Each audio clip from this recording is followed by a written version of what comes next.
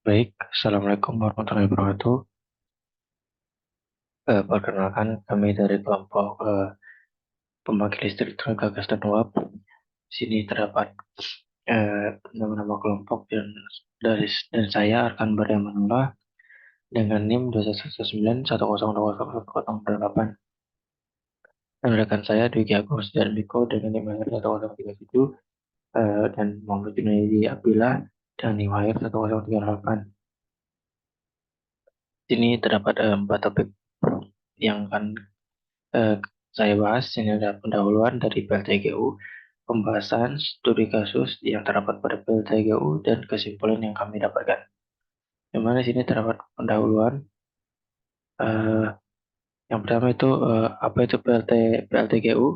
PLTGU sendiri adalah singkatan dari Pembangkit Listrik Tenaga Gas dan Uap, yang dimana merupakan combined cycle. Jadi PLTGU adalah jenis pembangkit listrik yang mengutamakan gas alam atau bahan bakar gas sebagai bahan bakar utama untuk menghasilkan listrik. Nah, di sini prosesnya itu melibatkan pembakaran gas dalam boiler dan menghasilkan uap air yang kemudian digunakan untuk menggerakkan turbin uap yang terhubung ke generator listrik.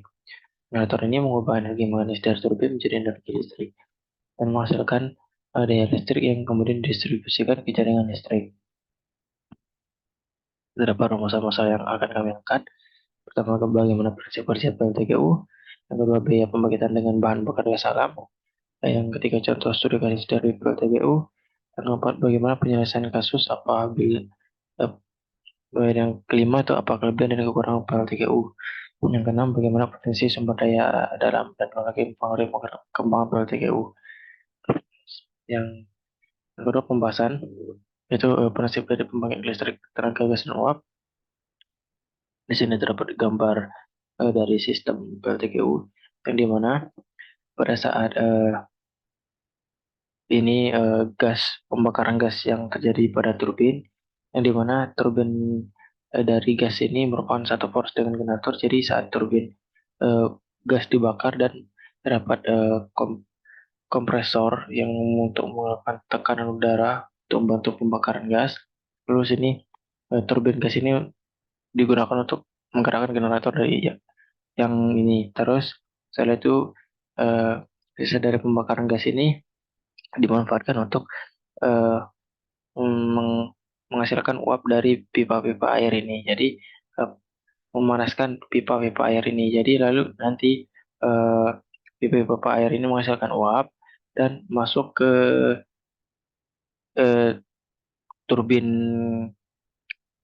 uap. Jadi nanti pipa ini uap uap air ini akan menggerakkan turbin dari eh, turbin yang ini. Jadi nanti eh, karena turbin uap ini satu poros dengan generator, maka akan eh, penggerakan dari uap air ini akan menggerakkan generator. Jadi nanti hasil dari uap air ini akan diproses kondensasi dari eh, kondensor. Jadi nanti memanfaatkan air dari laut yang biasanya menggunakan air laut untuk melakukan proses kondensor ini, untuk proses kondensasi. Jadi uapnya itu akan dimanfaatkan lagi untuk menghasilkan air. Jadi di sini terdapat biaya pembangkitan drama untuk mencari volume. Eh, Cuma di mana ini merupakan saya ambil contoh sampel 50.000 kilogram. Jadi dengan massa jenisnya itu 0,7 kilogram meter kubik, yaitu merupakan massa jenis dari compressed natural gas atau CND yang biasa digunakan pada bahan bakar gas alam. Jadi mendapatkan hasil 71.000 per 8,57 meter kubik. Jadi eh, untuk standar Indonesia itu 1 MMBTU itu atau bisa disebut million British thermal unit itu sama dengan 28,26 liter. Nah, di sini untuk sekarang itu harga $1 itu di Indonesia 15.540 rupiah.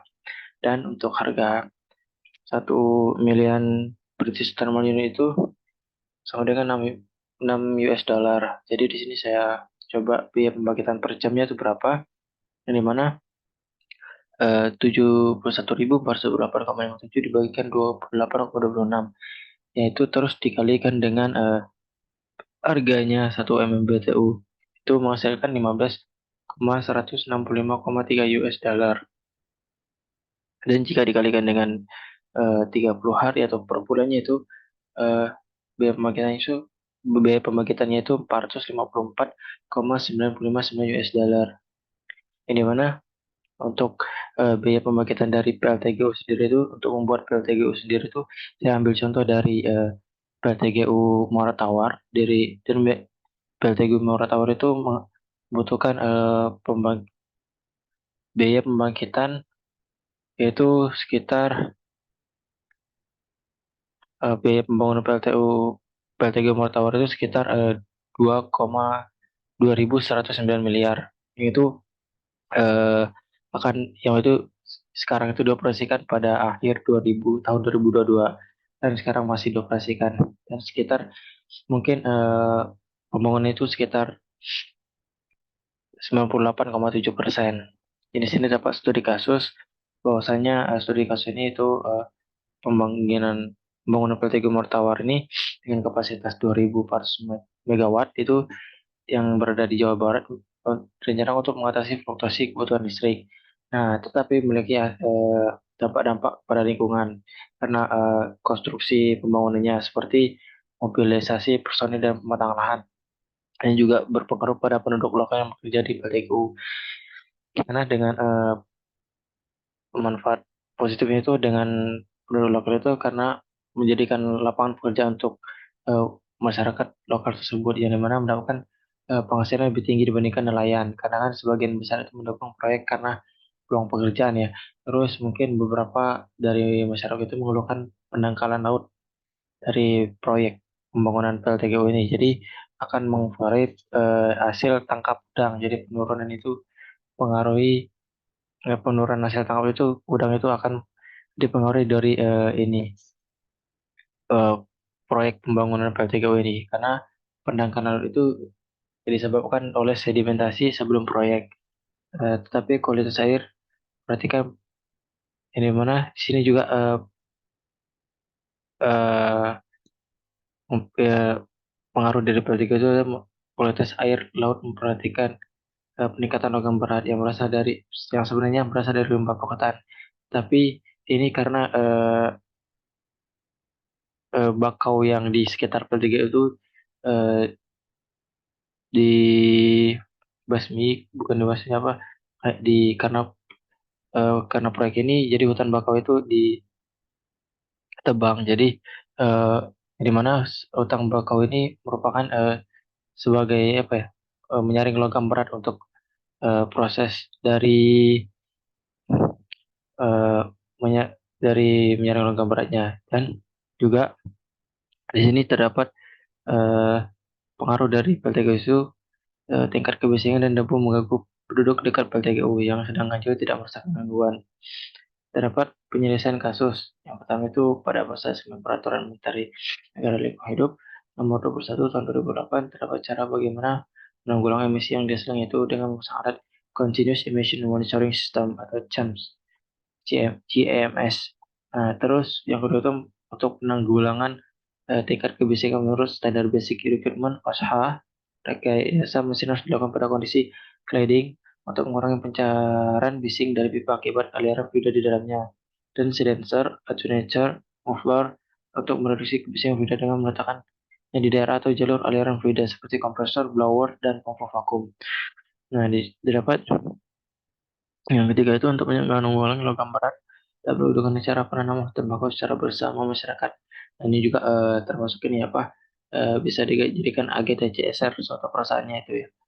Terus selain itu hal tersebut juga dapat mengaruh antara perusahaan dan masyarakat. Nah, kelebihan PLTGO ini adalah efisiensi tinggi ya, karena juga dari hasil dari PLTG itu pembangkit listrik tenaga gas sendirinya itu, dan sisa bahan bakar itu dimanfaatkan untuk PLTU. Jadi eh, sangat memanfaatkan dari pembakaran dari gas eh, PLTG itu sendiri, dan rendahnya emisi karena kan dari PLTG itu yang biasanya itu menggunakan gas alam. Itu biasa CND itu merek apa yang gas jenis CND atau compressed natural gas. Terus eh, sini terdapat fleksibilitas operasional dan pemanasan awal, yang dimana pemanasan awal itu membutuhkan gas alam tadi dan ditambah dengan tekanan udara dari kompresor. Terus kekurangan PLTGO sendiri itu ketergantungan pada bahan bakar. Digunakan berarti eh, harus membutuhkan bahan bakar secara terus-menerus untuk menyeimbangkan daya yang diserap dan daya yang dibangkitkan. Terus biaya infrastruktur awal yang tinggi karena dari PLTGU ini sedikit sangat kompleks ya. Sistemnya yang digunakan membutuhkan eh, boiler-boiler untuk dari sisa pembahan bakar gas, terus pipa untuk proses kondensasinya sendiri. Jadi membutuhkan biaya infrastruktur awal yang tinggi. Seperti yang tadi saya bahas itu dari PLTGU Muara Tawar juga sendiri membutuhkan sekitar 2.109 miliar untuk proses pembangunannya.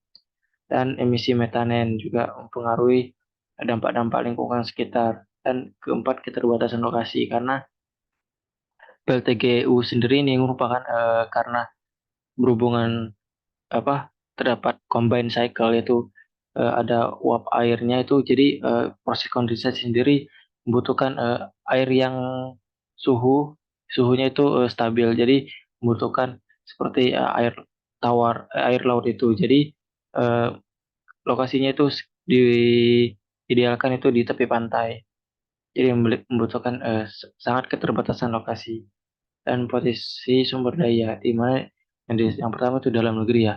Dalam negeri sendiri banyak potensi sumber daya yang signifikan untuk pengembangan P3U. Salah satu utama adalah ketersediaan sumber daya alam dan petugas alam. Dan juga karena Indonesia sendiri merupakan negara maritim, banyak laut, di pokoknya bisa dijadikan potensi untuk membangun PLTGU. Dan beberapa negara seperti Indonesia memiliki cadangan gas alam yang limpah. Dan luar negeri itu Amerika Serikat ya mengalami pertumbuhan pesat dalam populasi PLTGU berkat ekspansi produk gas alam dari ladang-ladang sel domestik. Uni Eropa juga tertarik untuk mengembangkan PLTGU sebagai upaya untuk mengurangi emisi karbon. Ya, terdapat kesimpulan yang itu pertama, PLTGU memiliki peran penting dalam memenuhi kebutuhan energi listrik di seluruh dunia. Ini merupakan salah satu teknologi yang efisien dalam menghasilkan listrik dengan emisi karbon yang lebih rendah dibandingkan pembangkit batu bara ya. Yang kedua, PLTGU dikenal memiliki efisiensi yang tinggi dalam mengubah energi panas menjadi energi panas dan kemudian energi listrik. Hal ini membuatnya menjadi pilihan yang baik untuk memenuhi tuntutan energi yang meningkat. Yang ketiga itu salah satu tantangan utama terhadap PLTGU adalah ketergantungannya pada pasokan bahan bakar. Untuk gas alam, fluktuasi harga dan ketersediaan gas alam dapat mengurangi profesional di PLTGU. Yang keempat, pembangunan PLTGU memerlukan investasi awal yang besar, terutama dalam infrastruktur seperti turbin dan penukar panas. Namun efisiensi operasional jangka panjang dapat mengimbangi biaya tersebut. Yang kelima, PLTGU memiliki potensi besar untuk pengembangan berkelanjutan. Penggunaan bahan bakar alternatif seperti gas nabati atau hidrogen dapat mengurangi dampak lingkungan dan mengurangi ketergantungan pada bahan bakar fosil. Terdapat saran dari topik yang kami ambil itu untuk mengurangi resiko terkena penyakit alam, perlu dilakukan penelitian dan pengamatan teknologi untuk diversifikasi sumber bahan bakar yang dapat digunakan dalam PTGU. Yang kedua, penelitian dan pengembangan teknologi PTGU yang lebih ramah lingkungan seperti gas nabati atau hidrogen dapat mengurangi dampak emisi karbon. Yang ketiga, investasi dalam pengembangan infrastruktur pembangunan PLTGU yang diefisiensi dan handal dapat membantu mengurangi biaya awal. Yang keempat, pemerintah perlu mengadopsi kebijakan dan regulasi yang mendukung pengembangan PLTGU sebagai bagian dari portofolio energi nasional, termasuk insentif untuk investasi dalam teknologi yang lebih bersih dan berkelanjutan. Mungkin sekian dari uh, penjelasan untuk pembangkit listrik tenaga uap. Kami akhiri. Wassalamualaikum warahmatullahi wabarakatuh.